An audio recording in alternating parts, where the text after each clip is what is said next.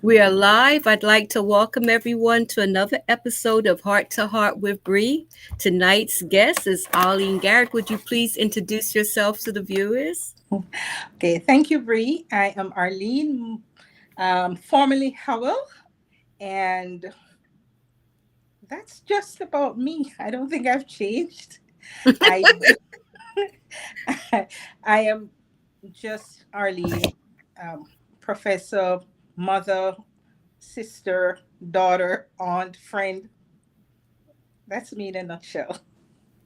A very humble lady. I remember asking Arlene, I think it was a couple years ago, to be a guest on my podcast. I enjoy her poetry that she posts on Facebook.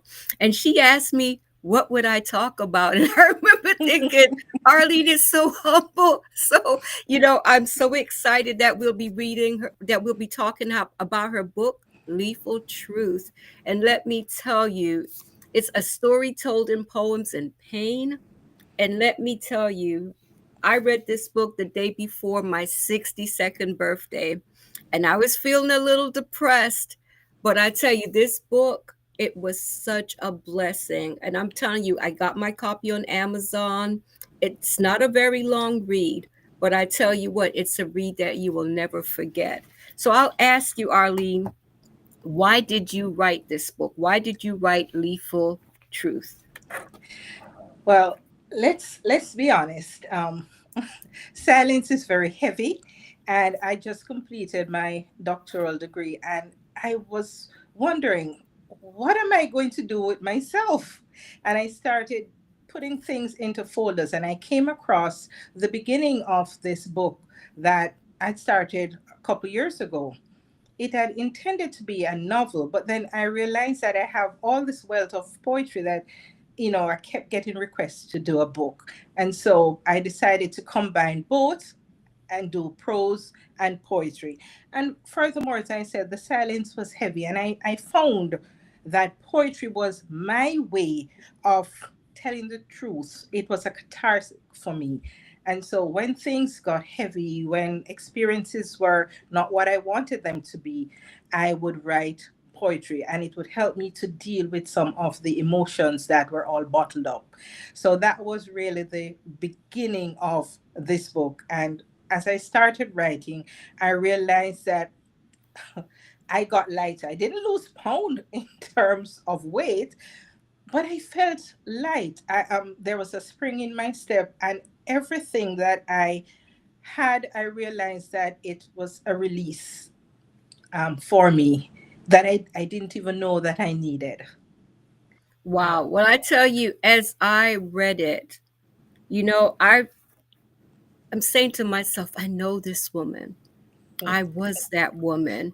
Oh my gosh, I'm not the only one that has experienced these emotions. You know, I tell you what, I felt like I was going on a healing journey with you. So I have to ask you, was this a healing process? Yes, it definitely was. With each piece that I wrote, it was like letting go of a burden. It was lifting a weight that I didn't even realize that I was carrying. It really helped me to reclaim who I was, my voice, that sense of being me, that I wasn't even aware that I was losing it bit by bit, right? And when I realized the day would come that I would not be able to recognize me, that sort of hit home. And so I continued writing. I can resonate with that so well. I remember being in my 30s. And I remember looking in the mirror one day and I remember thinking, who the heck is that? Because I did not recognize myself. And I remember sharing that with several friends, and it actually frightened me, because I'm like, that's not me, but it was. And I honestly did not know how to reclaim who I was. And I would Exactly. like to say to the women out there, if this is what you're experiencing, I'm telling you, if you read if you read Arlene's book, it will definitely help you to come to terms with a lot of things, because I think it's when we don't come to terms with what we're experiencing is when we remain Yes. stuck. I mean, would you agree with that? Definitely. I was always a bubbly person. I was a loner, but I was bubbly.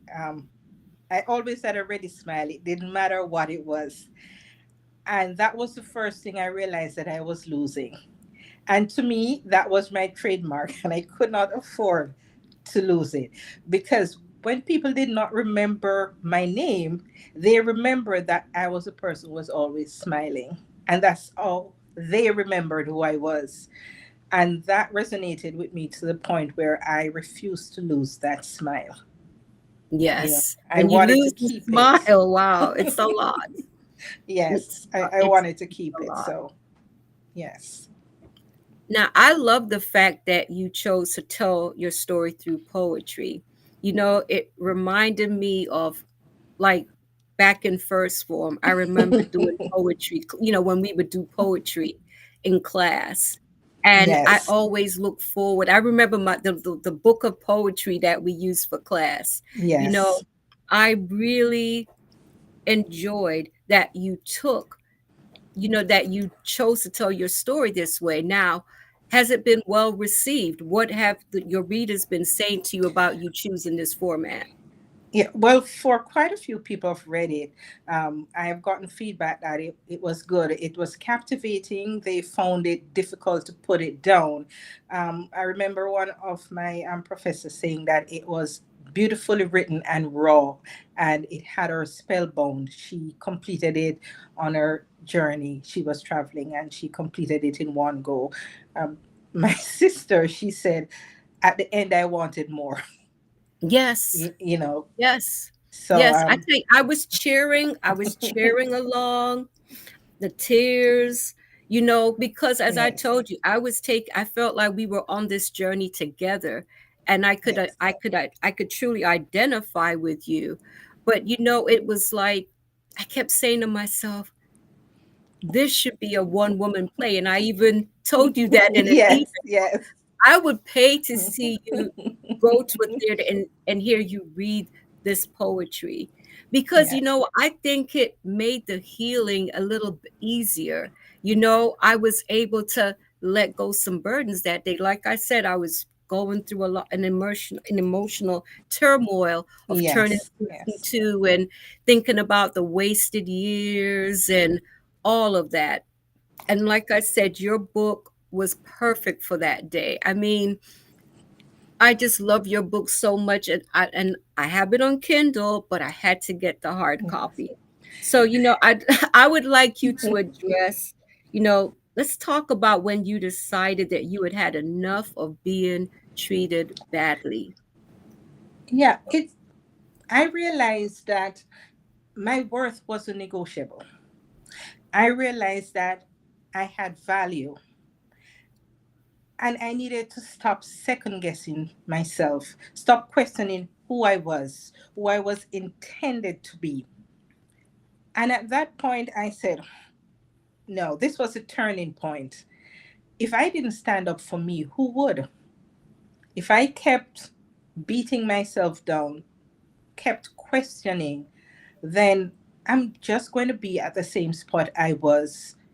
And the only person who could release me, because it was a self induced cage, all because of fear of what people would think, Yeah. fear of how I'd be perceived, you know, that kept me in that self exile that I'd put myself in. And then I said, no, people are going to speak, they're going to say, regardless. They don't need to know the facts. They're going to talk. So Yes. if I'm going to let that um, keep me in a position that was not wholesome, was not holistic, was not welcoming for me, then I was doing myself more harm than good. And so that was my turning point. And I decided I can enough was relate. enough. I can so relate. As I told you before we went Yes. live, I remember telling a couple friends that I felt like I was married to myself. It's like I felt like I was the only one putting in the effort. I felt that I was the only one trying to make it work. And I remember saying to them, I'm not putting in any more work. I'm just Yes. over it. And a week later, it was Yeah. done. That, I think that spoke volumes. And you mentioned the word fear. Is it Yes. fair to say that a lot of us are kept in these toxic marriages and relationships out of fear? Yes. Fear not only of what others will say, but fear with regards to our own sustainability. Um, can we survive? Who are we without our other half? How we'll be seen. For years, I was seen as his wife. I didn't have a name, Yes, right? It was, like that. And whatever, there was this association. yes, And so said to myself, who will I be without that? It's almost as if there was that backrest that I had that was being ripped away. And would I yes, be able to sit up straight? That sort of question and the doubt and the fear, will I be able to go it alone? And then I realized, girl, you have been doing it alone. You just have been telling yourself so many lies that you started believing yes. that, and at that point in time, I said, no, it's I I time for can me. I can relate, and I know that there are so many other viewers out there who will be able to relate to this. I'd like to welcome Mikey. Go, Mikey. Thank you so much for tuning in. It is a hard thing to make that decision. I know for me, I wasn't even though at the time I was a stay-at-home mom, I wasn't even I was concerned about finances, but I was really concerned about like my age. I'm in my 50s. There's no chance under this, that I'll meet anyone else because men my age are looking at younger women, and I was afraid to take that step. But like you, I just felt like, what? I have been alone all these years. And, mentally, it was taking its toll on me. And I knew it just was not worth it to me anymore. Now, it was difficult because at church, you're hearing it's like, God will frown upon this. It's not the Yes, right thing to yes, yes, do. And, I know people have good intentions when they tell you things like this. But yeah. I think that you're doing a disservice to an individual who has made up their mind because be honest, Arlene, it takes a lot to get to that point where you say when you can say enough is enough, right? Yeah, definitely. Well, I became, and this is a title I gave myself, I became a single married woman before I was 30. And so I know it was just a matter of formality. And Yes, so in my mind already, my mind was at that point, it's just to get the rest of me, yes, to be aligned. yes. Hello, Joan. Thank you so much for tuning in. So I'll have to ask you this, Arlene. Sure. Why is self-love vital? A lot of women do not love themselves. And I can say I had been one of those women for a long time. Why is self-love vital? I think self love is something many of us overlook. But for Yes, me, it is vital because without it, we settle. Self love sets the standard for how we want others to treat us, for yes, how we want to be perceived. So if we don't love ourselves, nobody is going to love us. If we don't value ourselves, then we're not going to be valued. If we don't think we are worthy, then of course we are going to be projecting how we feel about ourselves, and others are going to follow our lead. So for me, self love is valuable because I've passed that marker where I am going to settle. Yeah. yes. I totally agree with that. And I would like to say to the viewers out there, if you are struggling in this area, There are books, there are videos. You can talk to a therapist, you can talk to the pastor of your church, talk to a friend. But self love is everything. Joan says Yeah, self love is putting yourself first, loving all of exactly. you, and establishing boundaries of expectations for others. Ooh, I love that, Totally. Joan. Totally. Totally. Totally, totally. That was a game changer for me. That was definitely a game changer for me when I could see that, you know what, you're not being treated the way you deserve. Hmm. And Yeah. because for a long time, I felt like I deserved it. I felt like if God is allowing this to happen, then maybe I've done something in life that, this is my payback. And I had to get to that point. I'm telling you, self love was a game changer. I highly Yes. recommend self love. Yes, it's our anchor. We may not have known it then, but it's our anchor. It's the truth. It's Yeah. definitely the truth. Let's talk Yeah. about overcoming loneliness.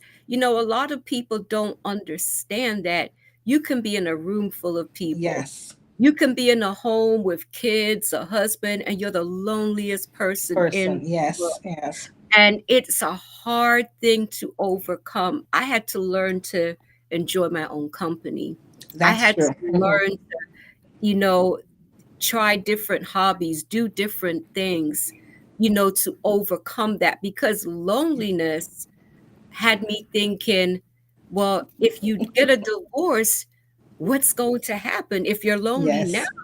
Right? What's going to happen if you choose to get a divorce? Yes. So I'd Yes. like to address overcoming loneliness. Well, as we said, loneliness is real.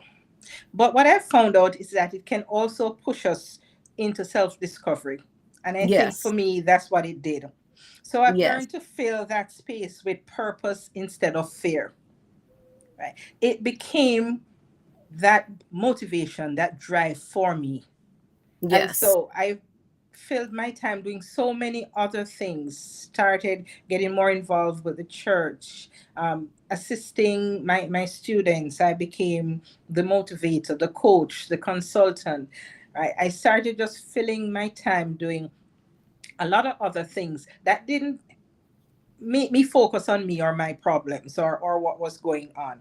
And yes, after a while, I realized that I wasn't really lonely anymore because I had a purpose. Right. yes. Having a So, purpose makes a difference. yes, it does. It really And does.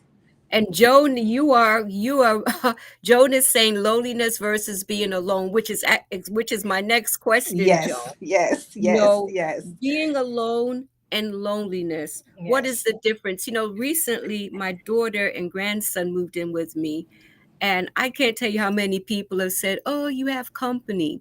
And I'm saying to myself, I am glad my daughter and my grandson is here. My son has also moved in with me, and I'm glad they're here.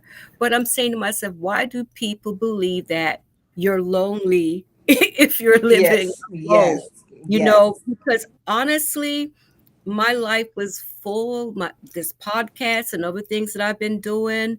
Of course, I missed my children, but it's like the perception of a woman that's alone being lonely, come on. So I'd like you to talk about that.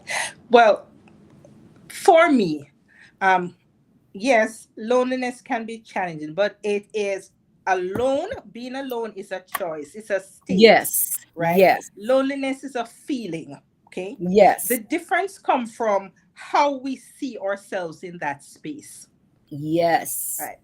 That's the difference between being alone and loneliness. Okay? And I love how you put that. When I was alone, I saw it as an opportunity to grow. I Yeah. saw it as an opportunity to no longer be codependent. And, it was such a game changer for me because when I was married, I was afraid of being alone, so afraid of it. But it's like when I was actually living on my own, and I went through a season of solitude where I wasn't going anywhere but work, and it was a game changer. That season of solitude, it helped me to see myself as the woman that God wanted me to see myself Yes. as. It's like it's okay to be alone. And I just like to put that out there for the women out there Yes, it who are is. afraid of it. It's liberating. It's definitely okay to be alone. I can be in a room filled with people and Yes. I still feel alone because their purpose, their goal may not be in tune or aligned with who I am or what I want to do. And so, if you're in that state and there's nobody you can connect with, then really you are alone. Yes. And so, it doesn't mean because people are around you, right? As Yes. I said, it's a choice, it's a state, right? And it's how we perceived ourselves in that space at that point in time that makes that difference. Yes, I totally agree with that. And Joan said, say that, Sister Arlene. I'd like to welcome my cousin Lennon Lashley. Thank you so much for tuning in. Arlene, I would like you to please read page 19. Okay. So, page 19, The Weight of Silence. He didn't leave me, he evaporated. It wasn't sudden. Silence never is.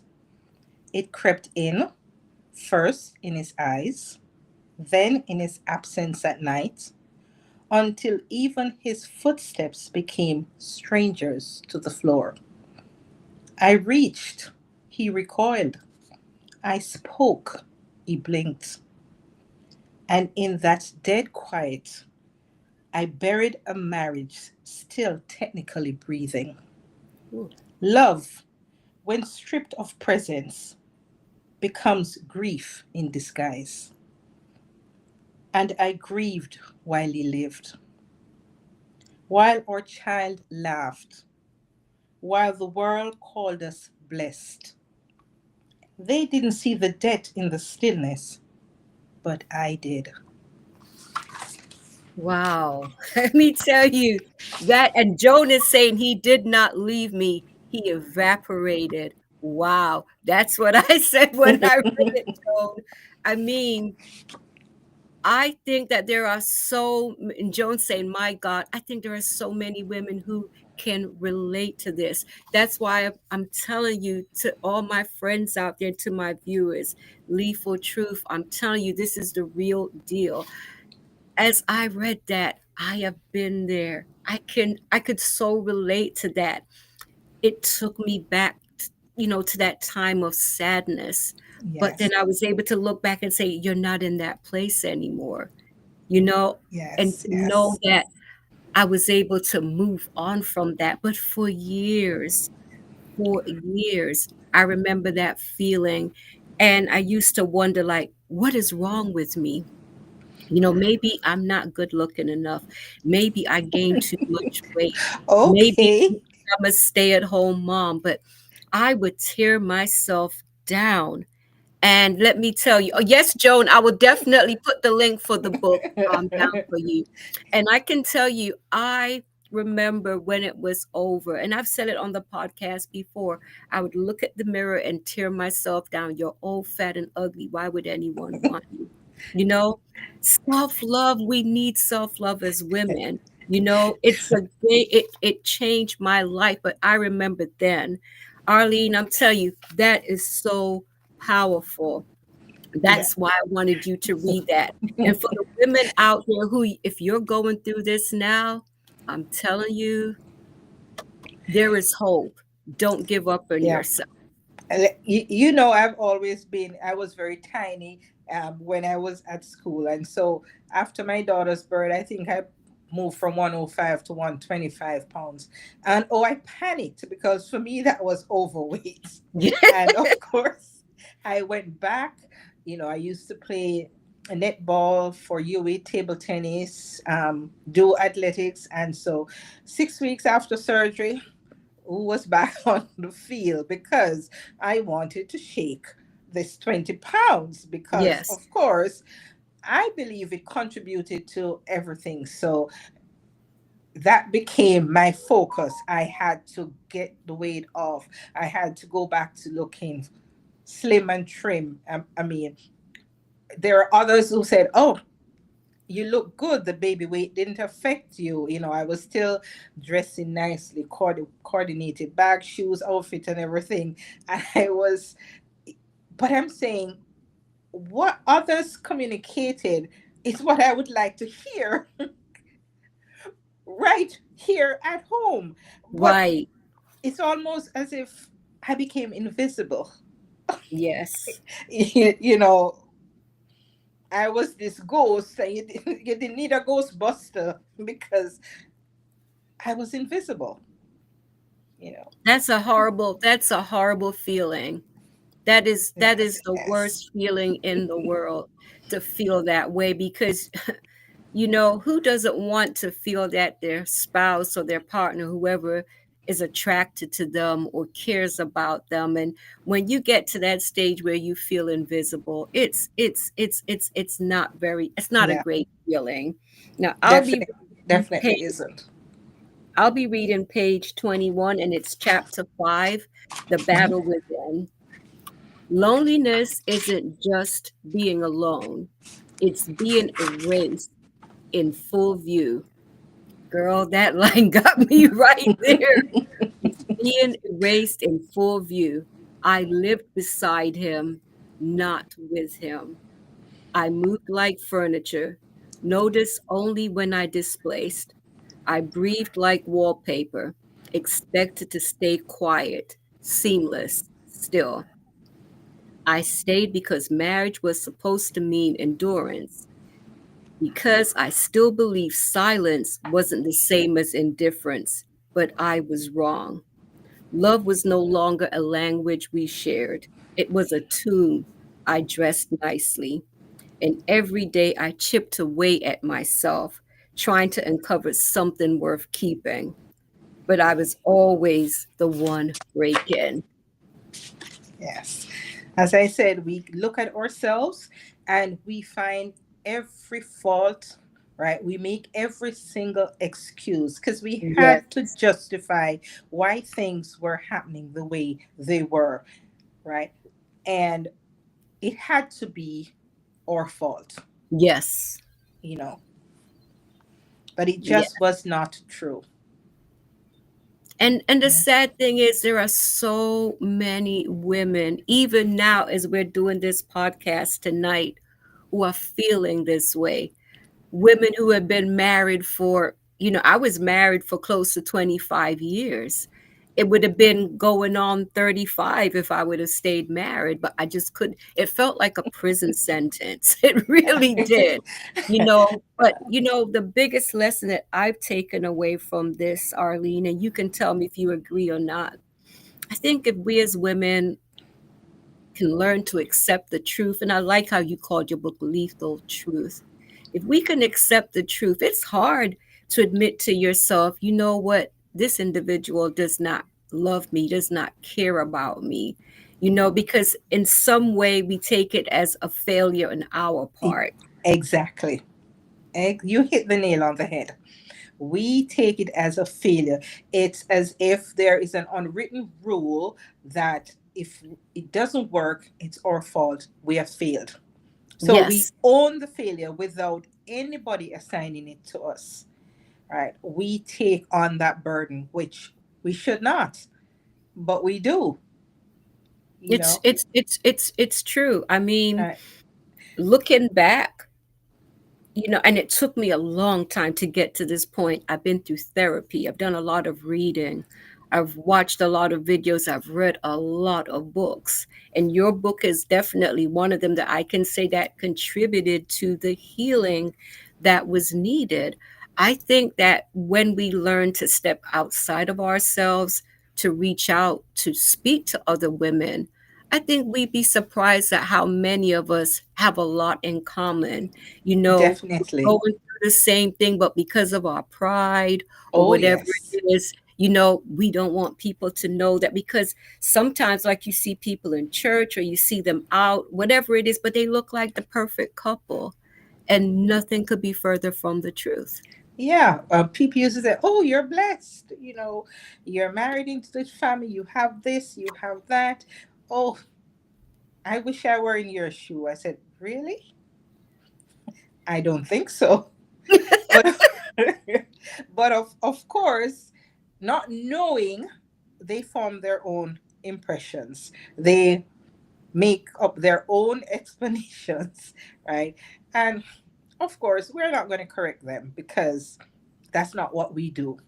You Right. know, we want them to maintain that impression that everything is all okie dokie, everything is perfect. We It's are true. all good actresses. We It's we so deserve, true. No, you know. it's the truth. It's the truth.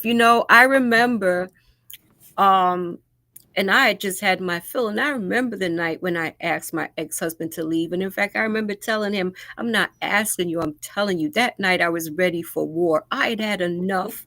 And I remember my mom calling me, and she was so angry at me. I will never forget that.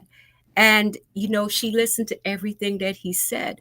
Now, because of, bec- look, I am the type of person, if I'm angry, well, especially back then, I didn't have a problem unleashing and saying whatever it was that I had to say. A lot of people thought I was the bad guy in this situation because I was angry, I was frustrated. And then you see this individual that butter wouldn't melt in his mouth, Oh so yeah. had to be, it had to be me. And that was a very painful situation for me because I remember Yes. being very angry at my mom, and I even hung up on her. But I remember her saying, because I could hear the hurt in her voice, like, what happened? And, when I tried to tell her, why didn't you say anything? And I remember telling, because I was ashamed. I was ashamed. I was ashamed to know that I accepted this kind of treatment and I lived like this for years and I lost myself. I was really ashamed of myself, Arlene. I mean, what's your take on that? Did shame have Yeah. anything to do with it for you? And how difficult is it to admit this failure? Yeah. For me, it was not so much shame, but I have always been this person who solves problems, who take care of everything, Yeah. who got results. And suddenly, here in my own life, I could not get the result. And I just felt like I was a total, utter failure. You know, how can I guide, or how can I counsel, or how can I consult? And I can't even help myself. And Yes. then what made it hard was that he wasn't a bad person. He's one of those Right. easygoing, as you said, butter would melt in his mouth sort of a person. Oh, he was a darling of everybody. And I was this monster with horns, Yes. Yes. you know. And the thing about it is that one of what I used to do when I got angry, I would just shut down. My daughter would say, when mommy is not saying anything, be aware, be seriously aware, because that is when she is at her most dangerous. Because I kept everything, and it was like a ticking time bomb. Yes. And I know that when I exploded, it was going to be catastrophic. And Yes. so I realized, no, I can't let myself go there. And I said, it's time to stop pleasing everybody. It's time to stop fearing what people will think, how I'd be Yes. perceived, right? And so I sort of got that extra tough exterior. And I just said I was going to study. And I said, okay, I've put everything in place. You have a choice. You can come if you want. If not, I'm not going to force you. And of course, he didn't. For me, the hardest thing was that my daughter believed in some of the things he told her, Yeah. right? That for me was hard, and it was a challenge for me not to correct her. You know, I remember saying to her, Hug asked his mother why his snout was so long, and she said, you're coming, you'll find out. I remember saying that to her. right? Because I didn't want to tell her. I didn't think I get it. I ought to tell her what was, you know, as she grew up, I know she would have realized Yes. some of the things without me telling her. But that was the most painful for me, you know, That because is that she, that it's not easy. I know when my mom decided to leave my dad, I was old enough to remember the things that my mom endured during the marriage.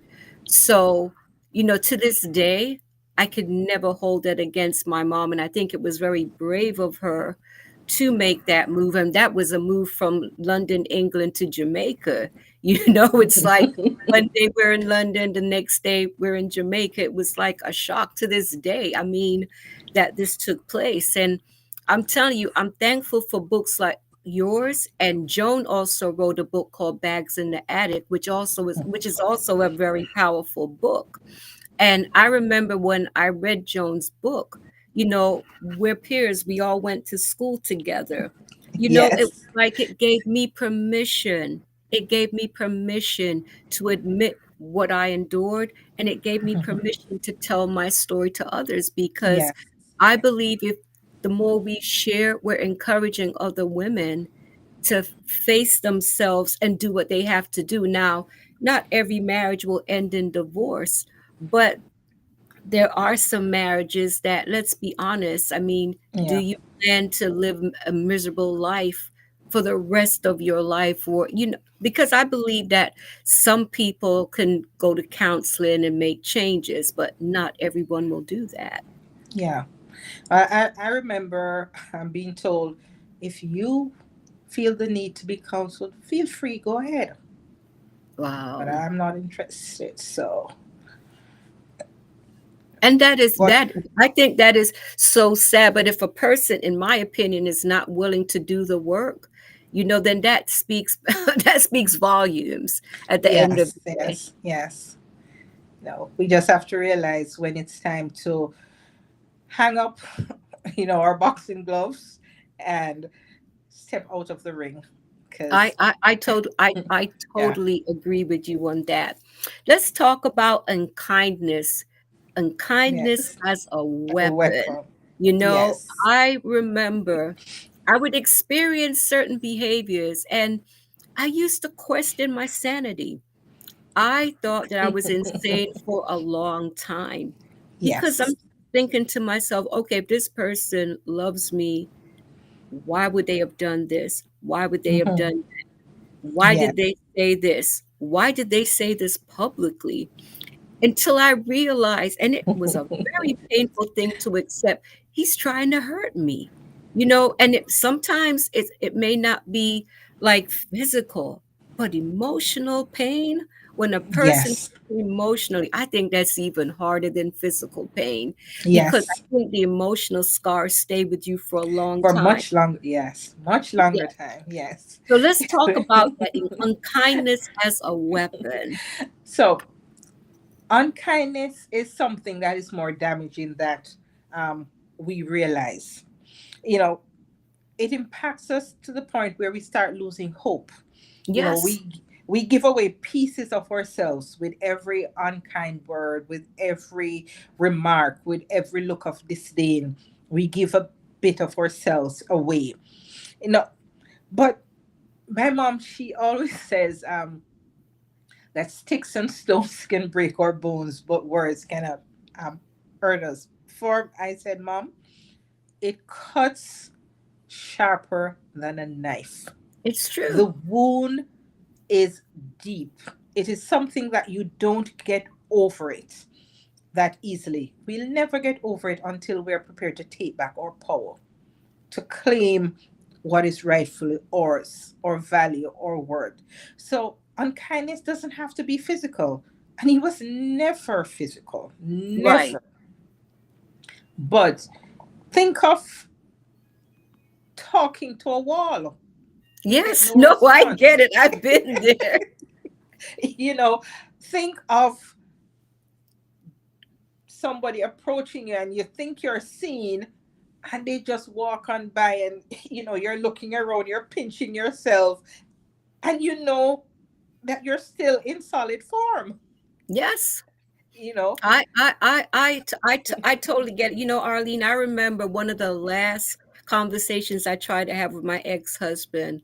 I remember I'm talking to him and he wouldn't look at me. He's looking at the TV and ignoring me. And I remember I went and I stood in the center of the television and he just moved over like Oh this my gosh, what were to you keep doing in on. my living room, Bridget? I So, the you know ve- what?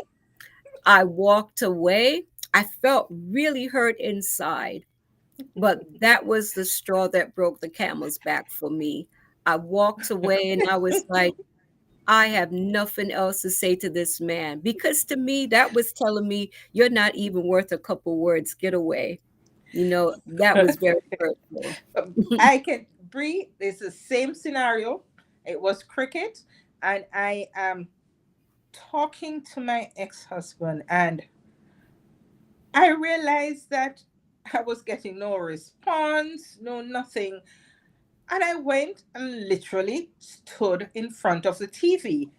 And he just sort of used his hand to ease me to the side and Yes. peered around. And I said, really? Is this how we're going to do it? Right? And when I turned off the TV, he just went to another room, turned on another TV. Yeah. Yeah. I said, okay, this is how we're going to do it. So, That to me is it's very hurtful. And I think that you have to know when you're hurting a person's feelings. You yes. have to know when you're hurting a person's feelings, and I tell you, I just had to admit to myself, so and it's you know, you can relate to, and I'm sure there are a lot of women out there who can relate to that situation. When you said it, I said, oh, you must have been in that living room because it was the exact same scenario. Yeah, I remember that. I remember that, like I said, I stood in the center of the and he just moved his head over to the other side, Yes. Yeah. and I'm like, "Okay, no problem." So, you know, my next question is what happens as we diminish within ourselves and lose hope? That in that moment, Mhm. I Yes. remember I felt like this, and I remember like, wow, what have I come to when I feel like I have to beg a person for a conversation Yes. or try Yes. to clear the air because getting along perfectly. And then out of the blue, you come home and you're mad at the world. And it's like, let's just talk about it. And because I would be confused a lot, like, did I miss something? Everything was fine this morning. Everything was fine last night. What's going on now? Until I realize it's a part of the game, you know, Yes. because when you're Yes. walking on eggshells, you're Mhm. questioning your sanity and you lose yourself in the situation, you know. Yes. So That's true. I'd like to address that. What happens is we diminish within ourselves and lose hope. As we diminish, what happened is that it starts affecting just about every piece of us. As I said, I started losing the person who I was, that easygoing go getter. I would snap at my daughter so quickly that it frightened me. And I realized that I'm not only giving away piece of myself little by little, but whatever spark that I had, I was losing it. And it Yes. scared me. It Yes. really, really scared me. And I realized that no, I had to get back me. I loved Yeah. the person I was. I was not liking the person I was becoming, I can right? relate. I And can that relate. I was became so scary. angry. My kids know a yelling mom. Like the mom I am now is so different, you know, compared to the mom they grew up with because I was so angry. I was on edge all the time. And it Yeah. didn't take much for me to explode. So I can totally relate to that. Yes, yes, yes. Let's talk about making difficult choices. Like, you know, getting to that point where you know this is not lasting much longer. I think it's Yeah. important to have a plan. You can't just up and leave. Now, if it's a situation where there's violence taking place, your life is in danger, yeah, I would say leave right away. But I think you Yeah. have to be careful in planning. You don't have to broadcast it. I'm leaving you. No, I don't think you even have to do any of that. But I think it is smart to have a game plan. I mean, what's your take on Yes. It is definitely a smart thing to do, and it's not going to happen immediately. You start putting things in place because, of course, anything can happen along the way. So you want to make sure you have alternatives. And hard choices, though they may be, they free us. And Yes, I had planned to go and study, but then I had alternative in place that in case I didn't, my application wasn't accepted, what was going to be my next option. So I had a couple of things streamlined, but there were choices that were hard. Nevertheless, they were freeing ones. In yes, the moment, they hurt. I'm not of going to course. lie.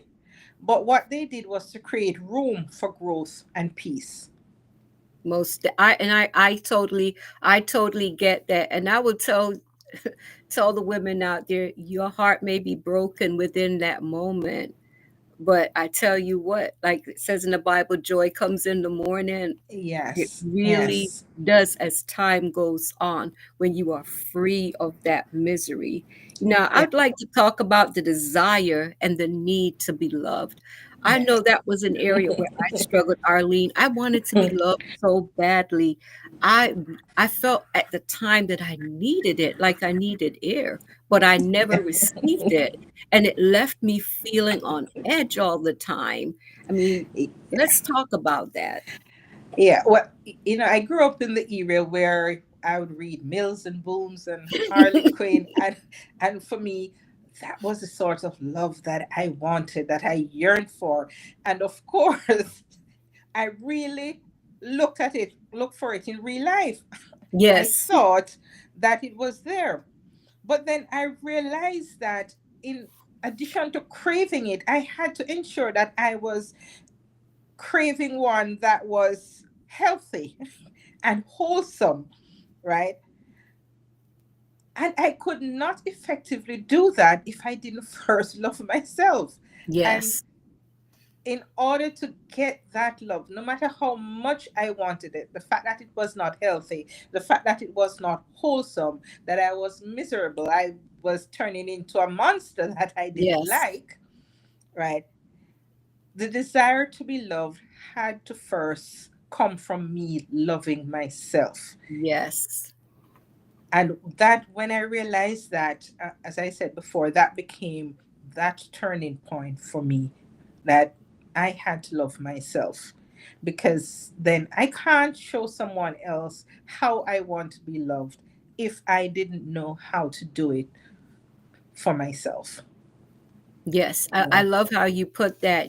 For me, as I went on my journey of solitude and I got into this relationship with God and it became closer and closer, I felt loved.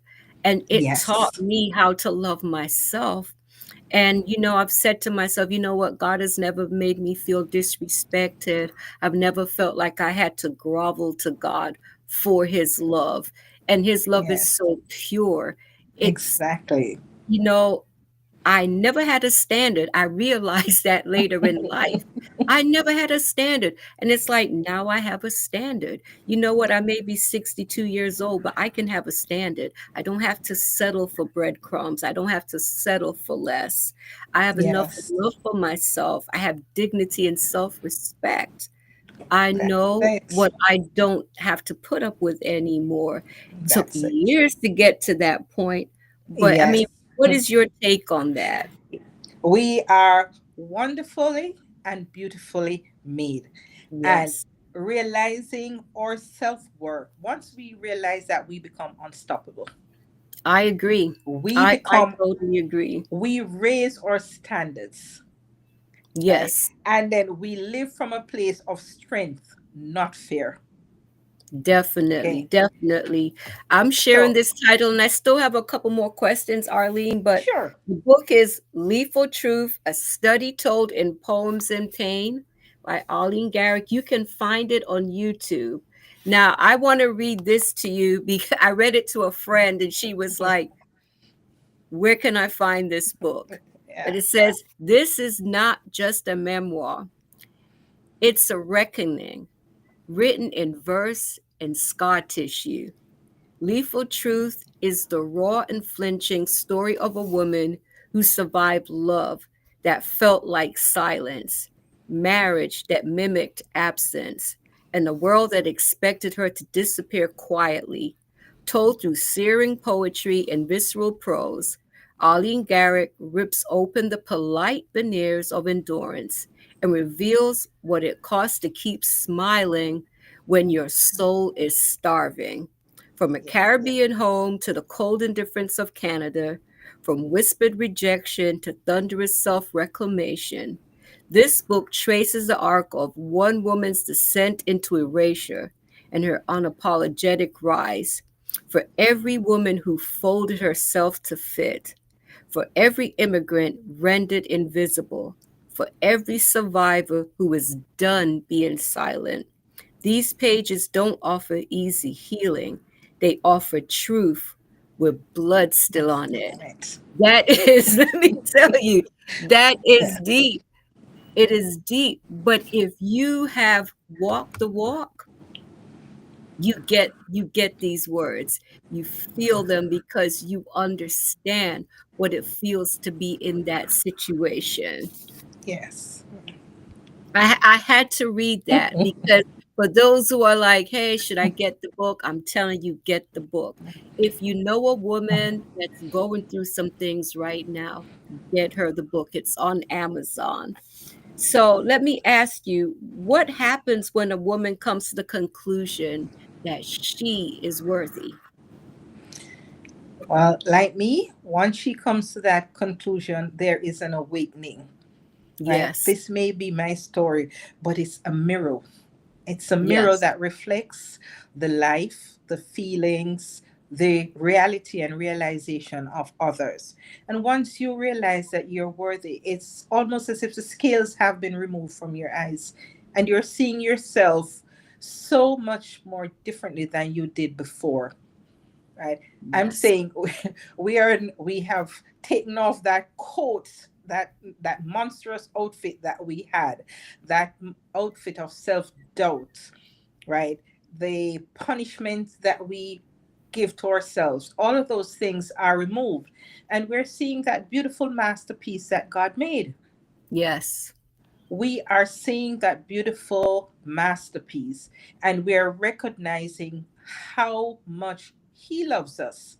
And we need to project that love to ourselves and see, when we look in that mirror, we are seeing that masterpiece. I mean, I did a poem one day. I looked in the mirror and I suddenly, at first, I sort of drew back and I said, who is she? And then I was smiling and giggling. My granddaughter came in and she said, Mommy, I think Nana is losing it. From that, I wrote a poem, that looks at all the changes that one goes through and the recognition that, irrespective of all of that, you, still vibrant, beautifully made, this wonderful persona, that previously I probably would think I was cuckoo too, if, you know, so it's a Oh my beautiful thing when gosh. we realize just how valuable and worthy we are. It is, it's beautiful. It's such a freeing feeling to finally get to that point and to no longer no longer Yeah, decide that your being is like, you know what, I'm worthy if I'm in a relationship. You know, if I'm not in a relationship, then I have no value. Who am I if no one is looking at me? I think that, when we seek validation through relationships, that's the worst thing that we can do for ourselves. so true. I think if we can see ourselves the way that God sees us, look in the mirror and declare, you know what, you're Yes. beautiful. You know, you have to see the beauty in yourself. It doesn't matter what society says, but I think if you can see and feel beautiful within yourself, I one of the things that I never stop doing is I love my luxurious soaps. I love my lotion. I love my perfume. I love my body spray. I do these things for myself and it's for me. It's for me, and I've had to learn that, what? It doesn't matter what your weight is. It's not about that. It's about who you are as a human Oh, yeah. being. And I'm telling you, that's made such a difference. I will no longer. There was a time that I felt I had to apologize for everything. I always felt like I did something wrong, like my very Yes. presence was offensive in some way. Yes. I mean, and that's not a good Yeah. feeling, right? Always have it. I said, why am I apologizing for being me? Really? I said, I need to stop and think, you know, why should I apologize for being who I am? Right? Nobody else really is apologizing for themselves. So why do I think I need to? I haven't done anything wrong. I'm just me. And the sooner I start seeing myself as a viable, vital, worthy person, it's the better it's going to be. I needed to start recognizing me for who I am and the value that I provide to not others, but also to myself. Yes. Yes. And I think it's important because, something that, I've had conversations with my children that have really blessed me in so many ways because they see a difference in Yeah. me. You know, they always say, "Mom, you never give up." They compliment me and they have told me that they're proud of me, and that makes me feel really good because there was a time I don't think there was anything for them to be proud of, to be honest with you. And I have worked hard for me, but also for them because I feel that I need to set an Hmm. example.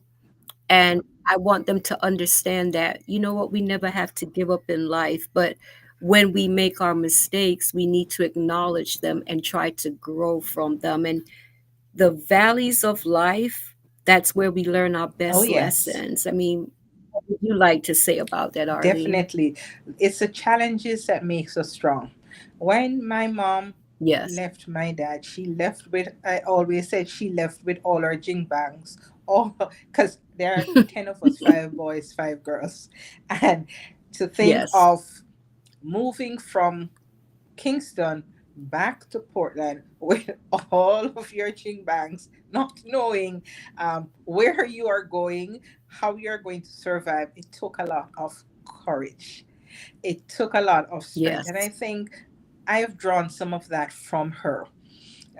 On Friday, we celebrated her 80th birthday. And, for Aw. her, it's not the gifts, it's not the party, but having her kids around her.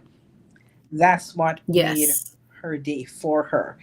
And, she said, who would have thought that you would all be here, that you'd all be doing things that you love, etc. She said that was her greatest fear. All right. And when she left, she thought she was doing us a disservice. But it took courage, it took strength. She Yes. was resilient. It wasn't easy, but she guided us. She reminded us that it was important, family was important, and that it was necessary for us to support each other. And it Yes. may get rough. There are days when we're going to have really rough days, but knowing that Yes. we have the support of each other and that God was in the midst of all of that was the most important thing. And we were never ever to give up on our dreams. And Amen to that. I love that. I love that. What would you say to the woman who is telling herself that even though she knows it's not okay, but she's telling herself that it is. She won't admit to how broken she's feeling. She won't admit to how lost she feels and that she wants to give up. She's not admitting to how sad she feels, the loneliness that's there. She's putting out her best face for the world, but inside she is dying. What would you like to say to that To that woman? woman, I would say, look at yourself in the mirror. Look at who you are now and think of who you were before and who you want to be. And the lies we tell Yes. ourselves, they are not going to become truths simply because we're telling ourselves these lies. We have to pause and ask, what is important to us? Who are we and where do we want to be? How important we are to ourselves before we can determine our importance to others. How much do we love who we are? Right? Look at ourselves Yes. as worthy. And I'll use that word over and over. We have to believe that we are worthy. We have to love ourselves because that's the only way we are going to prevent ourselves from being erased. And that's exactly what happens when we continue to believe that we are not worthy, we're not valuable, and that all that we are doing should be done for others. We first have to love ourselves before we can love others or instruct and guide others how to love us. So, to that woman, That is the truth. reach out in that mirror and touch the woman that you are. Yes. I love that, Arlene. You know, I remember too well that feeling of loneliness, that feeling of being invisible, feeling as if I was dying inside and that my existence was worth nothing. And I tell you, the way I feel about myself today, I mean, there are no words to describe. Yeah, I have there are good days and bad days, but I would say mostly good days. But I can say that I have my dignity and self-respect. And when I look in the mirror, I am learning to like what I see. But I tell you, nothing beats how I feel about myself today compared to how I felt about myself, Yes. you know, a few years back. So I am just so thrilled that you came on. I've been wanting Arlene to come on for a long time. She asked me what would I talk about, which I still laugh about that. But I really did enjoy this conversation, Arlene, and I'm hoping that you will come back. Yes, thank you so much for this conversation. I used to think that silence would protect me, but silence only kept me small. Writing Little Truth gave me a place to lay down that weight. Speaking about it now still feels vulnerable, but I know it is necessary. And because the truth, even when it hurts, it can open doors to healing. So my hope is that the Yes. book reminds others that they're not alone, that their voices matter, that healing begins in that moment when they believe they are worthy of it. You know, what was once lethal to hold inside can become life giving when we dare to speak. So for me, this has been this has been a wonderful experience. Thank you, Arlene. I mean, oh my gosh, I am, like I Are said, we as I read frozen? your book. I, no, I can still see. Can you I see think me? Bree. Can you hear me? Okay. It says we're still live. Yes, we're still live. I don't know if you can hear me. Bree, are you still there? Yes. Let me Okay. let me type. Yes.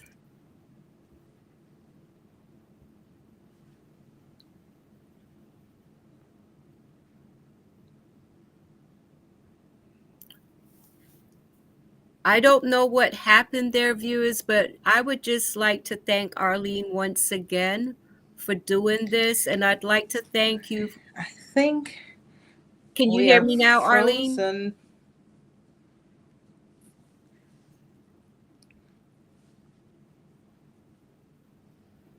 I think there's a technical problem on Arlene's end, but I would just like to thank everyone for tuning in. Okay. Please don't forget to pick up your copy of Lethal Truth, a story told through poems and pain by Arlene Garrick, and you can get your copy on Amazon. Take care, everyone, and have a blessed evening.